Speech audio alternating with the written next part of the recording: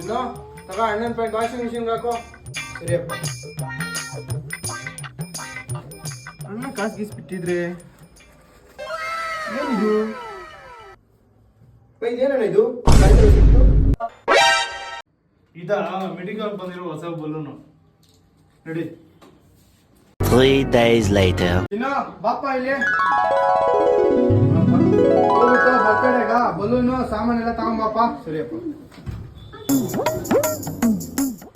3 packet balloon ಕೊಡೋಣ. ಬಲೂನ? ಏನ್ balloon?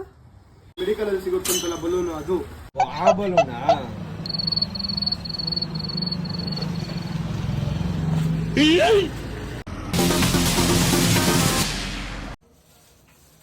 ಅಪ್ಪ ಎಲ್ಲ ಇದೆ ನೋಡ್ಕೊಳ್ಳಿ.